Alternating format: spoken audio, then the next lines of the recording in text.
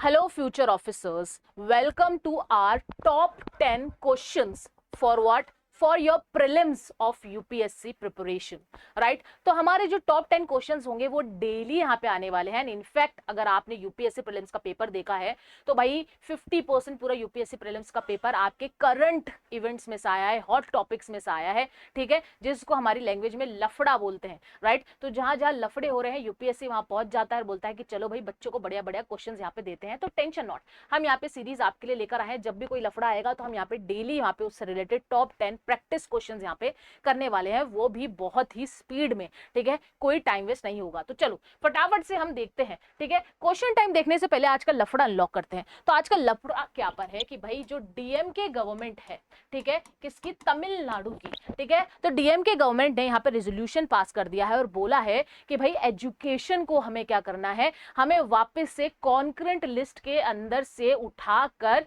State list के अंदर डाल दो. क्या बोला है डीएमके गवर्नमेंट ने कि भाई हमें एजुकेशन जो है वो स्टेट लिस्ट में वापस डाल दिया जाए, ठीक है. अगर एजुकेशन की बात करें तो भाई प्री इंडिपेंडेंस से ही एजुकेशन यहाँ पे स्टेट लिस्ट का पार्ट रही है, लेकिन 1976 में होता क्या है, 1976 में 42nd कॉन्स्टिट्यूशनल अमेंडमेंट आता है और इससे जो एजुकेशन है वो स्टेट लिस्ट से कॉन्करेंट लिस्ट के अंदर ट्रांसफर हो जाती है, ठीक है. हमने यहाँ पे लिस्ट पढ़ रखी है, अगर आपने नहीं लिए क्लासेस तो पॉलिटी की क्लासेस लेना, फ्री ऑफ कॉस्ट है. पूरा यहाँ पे 70 तो 80 लेक्चर्स हमने लगा रखे हैं, एक बार जाके प्लेलिस्ट देखना, राइट. तो भाई हमने लिस्ट देखा है 7th शेड्यूल, ठीक है.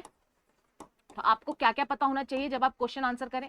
7th शेड्यूल, ठीक है. 7th शेड्यूल में हमने देखा होगा लिस्ट, ठीक है. ये देखिए, दूसरा पेन यहाँ पे यूज करती हूँ, ये देखिए, ठीक है. ये देखिए, ये देखिए, ये क्या है? ये है यूनियन लिस्ट, ठीक है. जो यहाँ पे जितने भी सब्जेक्ट है 100+ सब्जेक्ट्स आपको यहाँ पे देखने को मिलेंगे. यहाँ पे जितने भी रूल्स रेगुलेशन है, ठीक है, कौन बनाएगा? यूनियन बनाएगा, पार्लियामेंट बनाएगी, इसको हम क्या बोलेंगे? यूनियन लिस्ट बोलेंगे. और ये है हमारी स्टेट लिस्ट, ठीक है. यहाँ पे 60+ सब्जेक्ट्स हैं, ठीक है. तो स्टेट यहाँ पे लेजिस्लेट करेगी. और ये जो बीच का पार्ट है, जो ये दोनों मिक्स हो रहे हैं, इसको हम बोलते हैं कॉन्करेंट लिस्ट, ठीक है. तो इस पे इन सब्जेक्ट्स के ऊपर दोनों, कौन? यूनियन और स्टेट दोनों यहाँ पे क्या बनाएगी? रूल्स एंड रेगुलेशन बनाएगी. लेकिन अगर आप यहाँ पे कॉन्करेंट लिस्ट की बात करें तो प्रॉब्लम क्या है, यहाँ पे जो यूनियन है वो स्टेट के ऊपर होती है, मतलब यूनियन लॉज यहाँ पे स्टेट लॉ से प्रायर देखे जाएंगे. एंड दैट्स वाई जब एजुकेशन की बात करते हैं, ठीक है, हम लैंग्वेजेस की बात करते हैं तो डिफरेंट है, करिकुलम डिफरेंट है. एंड दैट्स वाई हम कॉन्करेंट लिस्ट को यहाँ पे बोल रहे हैं कि भाई अब उसको स्टेट में डाल दो. हमारे लॉज जो है वहां पे कॉन्ट्राडिक्ट कर रहे हैं किसको? सेंट्रल गवर्नमेंट को. तो आज का मैटर यही है. 7th शेड्यूल आपको यहाँ पे कॉन्स्टिट्यूशनल अमेंडमेंट याद करना है, 7th शेड्यूल यहाँ पे याद करना है. एक और चीज मैं आपको यहाँ पे बताने वाली हूँ, वो है आर्टिकल 254, ठीक है. इसको भी ध्यान से देख लेना, राइट. आर्टिकल 254, आर्टिकल 254 में है क्लॉज 1 और क्लॉज 2. क्लॉज 1 में कहा गया है कि भाई कोई भी स्टेट का लॉ है या यूनियन का लॉ है तो प्रिवेल कौन सा करेगा? अगर कॉन्ट्राडिक्ट हुआ, यूनियन का लॉ प्रिवेल करेगा. क्लॉज 2 में एक्सेप्शन गिवन है. एक्सेप्शन गिवन है का मतलब, एक्सेप्शन गिवन है का मतलब ये है कि भाई अगर स्टेट अपना खुद का यहाँ पे क्या करना चाहता है, लॉ बनाना चाहता है, ठीक है, तो वो यहाँ पे अगर कुछ भी पास कर रहा है, लेजिस्लेट कर रहा है, उसको अगर प्रेसिडेंट का असेंट मिल गया है तो वो लॉ प्रिवेल कर सकता है उस स्टेट के अंदर. समझ में आ गया? ठीक है. तो ये दोनों चीजें आपको यहाँ पे पता होनी चाहिए, 7th schedule and article 254 clause 1 and clause 2. तो चलो फटाफट से क्वेश्चन पे आते हैं, ठीक है. बहुत ही सिंप्लीफाइड क्वेश्चन है, यट ये आपके लिए बेसिक है एस्पिरेंट्स, ठीक है. अगर एस्पिरेंट्स ऑफिसर बनना है तो ये पता होना चाहिए, ठीक है. क्वेश्चन नंबर 1 पे आते हैं. With reference to the 7th schedule of the Constitution of India, consider the following statement. The union list contains subject of national importance. Exactly, ठीक है. The state list originally include education as a subject. ये मैंने आपको बता ही दिया, originally था, right. Parliament cannot legislate on any matter in the state list under any circumstances. देखो parliament यहाँ पे legislate करता है बहुत सारे circumstances के ऊपर, ठीक है. जैसे कि आर्टिकल 249, 250 एंड 356. आर्टिकल 249 में क्या होता है? ठीक है, सब पढ़ा रखा है मैंने, सब टोटल पढ़ा रखा है, ठीक है, इसलिए मैं सिर्फ आपको आर्टिकल 249 पढ़ाऊंगी और ये आप हमारी क्लास से देखोगे सर, ठीक है। तो भाई 249 में क्या होता है, राज्यसभा अगर 2/3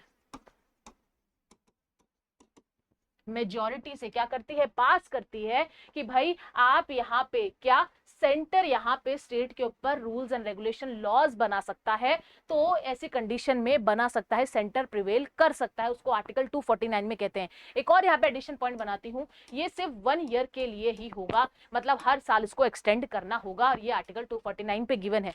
और कौन सी कंडीशन होती है, प्रेसिडेंट रूल, इमरजेंसी, ठीक है, ये आर्टिकल दिख रहे हैं आपको, यहाँ पर कर सकती है। तो सर्कमस्टेंसेज में अगर आप वापस से जाते हो क्वेश्चन पे, parliament can not legislate, no it can legislate on circumstances. तो भाई थर्ड यहाँ पे हुआ गलत, तो देखो अगर 3 गलत कर दिया तो आराम से आपका आंसर यहाँ पे ए निकल के आ गया, ठीक है। 2 पे आते हैं फटाफट से, which of the following amendment transfer the subject of education from state to concurrent. कौन सा अमेंडमेंट था, 42nd कॉन्स्टिट्यूशनल अमेंडमेंट, राइट। तो यहाँ पे बीच में एक ऐसा मैं क्वेश्चन आपको देना चाहती हूँ, जो मैं चाहती हूँ कि आप कमेंट में लिखें, ठीक है। तो कुछ क्वेश्चंस होंगे जो मैं नहीं दूंगी आंसर, और आप, मैं चाहती हूँ कि जो भी देख रहा है उसको कमेंट में जरूर रखे, ठीक है। तो चलो थर्ड पे आते हैं, article 254 of the Indian constitution deal with. अभी आर्टिकल 254 मैंने बताया 1 और 2 क्लॉज, देखो क्या है, डिस्ट्रीब्यूशन ऑफ टैक्सेस नहीं, स्पेशल प्रोविजन नहीं, resolution of conflict between centre and state laws on concurrent list. तो आंसर क्या हो गया इसका, सी हो गया, ठीक है। तो चलो फटाफट से नेक्स्ट क्वेश्चन करते हैं।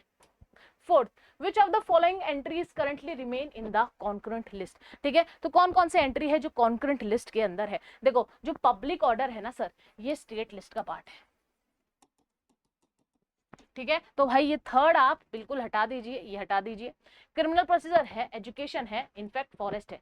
तो भाई आंसर यहाँ पे होगा C, 1, 2 and 4, right. Next, consider the following with respect to concurrent list in India, ठीक है। तो कॉन्करेंट लिस्ट के ऊपर देखो, both union and state can legislate, exactly. If both make a law on the same subject and there is inconsistency, the state law, no not the state law, union law prevails.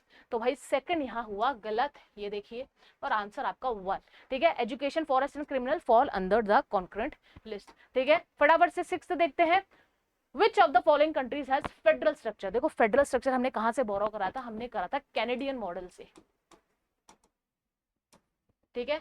ये भी हम पढ़ चुके हैं कि कौन सी country से क्या यहाँ पे बोरो किया गया था इंडिया के द्वारा। इंडिया एक छोटा सा बच्चा था, ठीक है, आगे चलना सीख रहा था, एंड दैट्स हमने कुछ फीचर्स यहाँ पे बोरो किए थे। तो फेडरल फीचर कहाँ से बोरो करा है, कनाडा से यहाँ पे बोरो किया है, ठीक है। 7th, the 7th schedule of the constitution of India is a part of which article, ठीक है। और ये क्वेश्चन मैं आपके लिए छोड़ना चाहती हूँ, ये आप मुझे कमेंट में बताइए, ठीक है। चलो next, Which of the following entries were added to the concurrent list via 42nd Constitutional Amendment Act? देखो 42nd Constitutional Amendment Act Indira Gandhi government के टाइम पे हुआ था, ठीक है।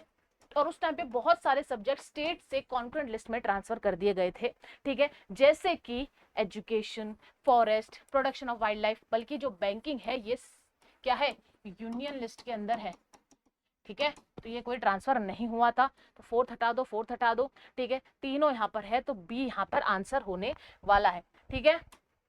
Next, which one of the following statement is correct regarding the union list, ठीक है। Union list के बारे में बताओ, the subject is this list are exclusively under the jurisdiction of the state government, no, ठीक है। Both parliament and state, no.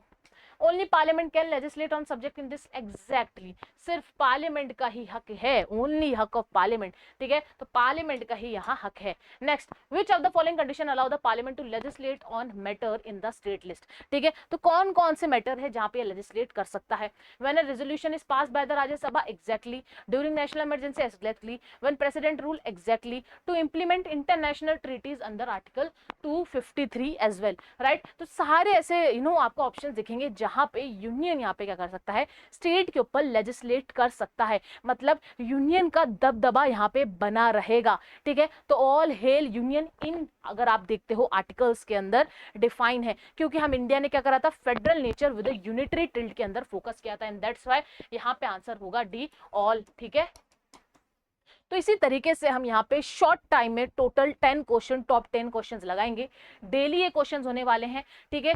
UPSC का अगर आपको प्रीलिम्स क्रैक करना है तो इस तरीके से आपको डेली जो करंट इवेंट हो रहे हैं वो समझो और उनको क्वेश्चन के फॉर्मेट में यहाँ पे करो। And this series is absolutely free for every aspirant जो यहाँ पे पढ़ना चाहता है, जो सीरियस है, जो सीरियसली ऑफिसर बनना चाहता है। तो चलो मिलते हैं आपसे नेक्स्ट क्लास में। Bye bye, take care.